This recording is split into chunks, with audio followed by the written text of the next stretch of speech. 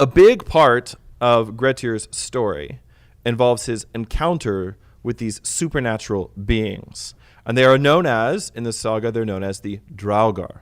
The Draugr. Now, they're basically some combination of like a zombie, a revenant, a troll. They are the spirits of men who have come back from the dead, usually because of some grave sin which they have committed. So he has these run-ins with Draugr constantly, and there's somewhere between, so they're spirits of men who then are raised basically in the monstrous way. So are they trolls? Are they zombies?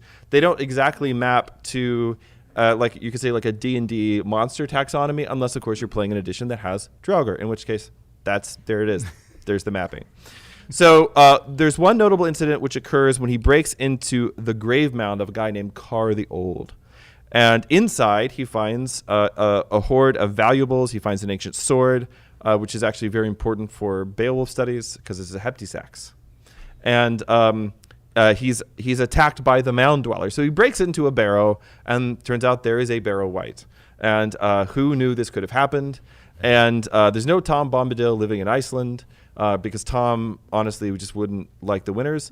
And so he has to fight, and he wrestles the revenant, eventually overcomes it, decapitates it. And so this is an important part of the detail, is that if you're going to kill a Draugr, the only way to kill him is to decapitate him or her.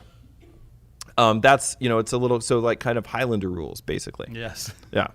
So that's this. So what we're going to do is look at some of his different fights, and then we'll also look at his curse, and we're going to, I think, read some of this because it's not going to be super familiar for most of you. And it'll also, like, they're cool monster fights. Like, really, that's all this podcast is cool monster here's fights. A cool thing.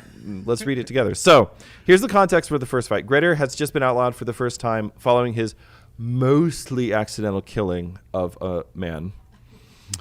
Manslaughter, the slaughter of a man. And he has taken the family sword, which he got sort of by nefarious means, but he's taken the family sword. He's gone in exile into Norway, and this is where he has the first of two big encounters with the Draugr. Now, there's a lot in this passage which is very typical of Old Norse monster lore, and if we have time today, I want to get to the much older Waking of Angantyr, which is probably not the origin, but it's certainly the earliest surviving example of these kinds of tropes. But also, as you're listening to this, how many of you watched our episode on Beowulf that we did? How many of you just ever read Beowulf, heard of it? We are in the right room. Okay. So, as we're reading this story, and as we're describing the fight blow for blow, I want you to be thinking about Beowulf's fight with Grendel. So, here we go. The name of the landman who lived in the island was Thorfinn. He was a son of Karr the Old, who had lived there for a long time. Thorfinn was a man of great influence. When the day broke, the people on the island saw that there were some sailors there in distress, and reported it to Thorfinn, who at once set about to launch his large 16-oared boat. He put out as quickly as possible with some 30 men to save the cargo of the trader, which then sank and was lost, along with much property. Thorfinn brought all the men off her to his house, where they stayed for a week, drying their goods. Then they went away to the south. Dry things out. Dry goods. Yeah. And are heard of no more in this story. Grettir stayed behind with Thorfinn, keeping very quiet and speaking little. Thorfinn gave him his board, but took little notice of him. That means he fed him, by the way. Grettir held rather aloof and did not accompany him when he went abroad every day. This annoyed Thorfinn, but he did not like to refuse Grettir his hospitality. He was a man who kept an open house, enjoyed life, and liked to see other men happy. Grettir liked going about and visiting the people in the other farms in the island. There was a man named Audun, who lived at Vindheim. Grettir went to see him daily and became very intimate with him, sitting there all day long. One evening, very late, when Grettir was preparing to return home, he saw a great fire shoot up on the headland below Audun's place, and asked what new thing that might be. Audun said there was no pressing need for him to know. If they saw such a thing in our country, said Grettir, they would say the fire came from some treasure.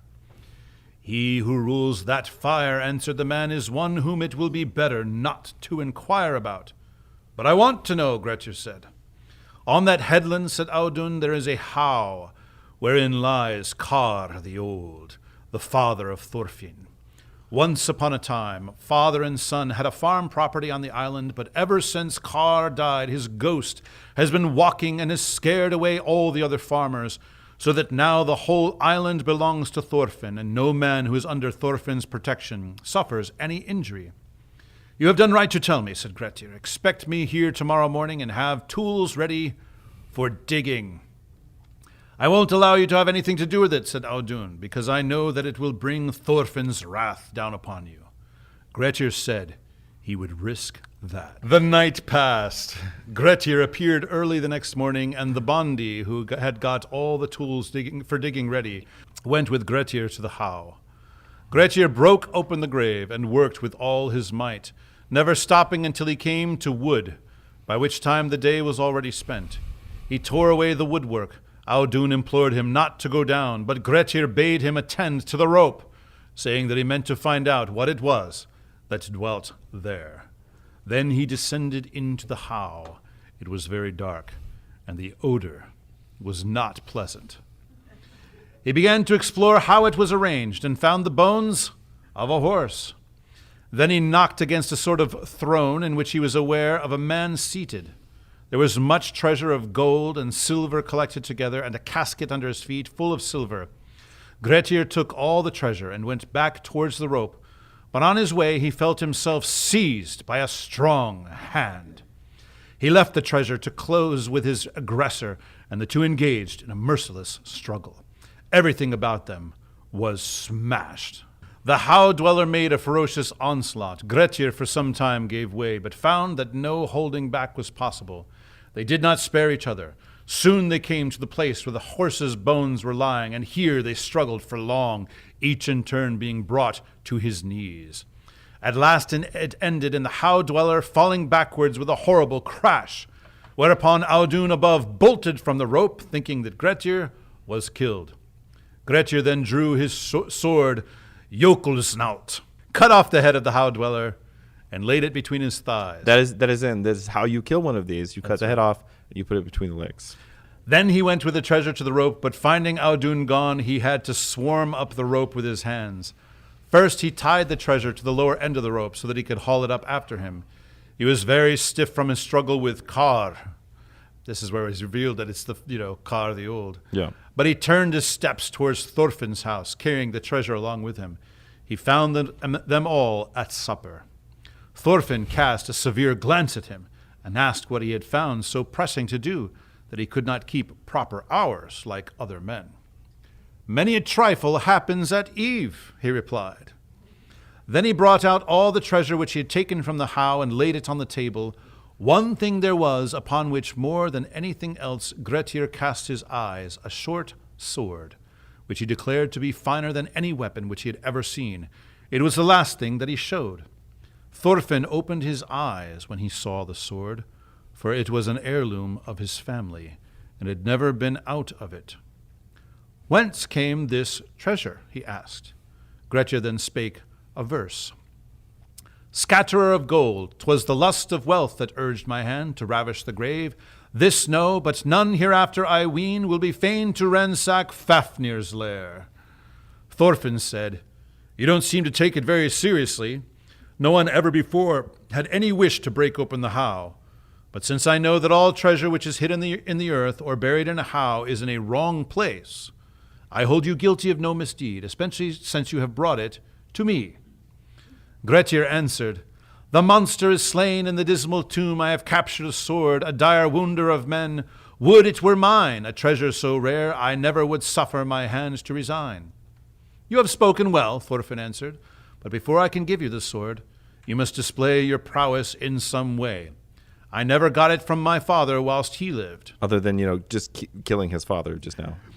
Grettir said, No one knows to whom the greatest profit will fall ere all is done. Thorfinn took the treasure and kept the sword in his own custody near his bed. The winter came on, bringing Yuletide, and nothing more happened that need be told of. So there's so many interesting things from like a cultural perspective in this account. There's a lot of, you can again notice lots of resonances with Beowulf. The fight in the How is very similar in certain ways to the fight in the Hall.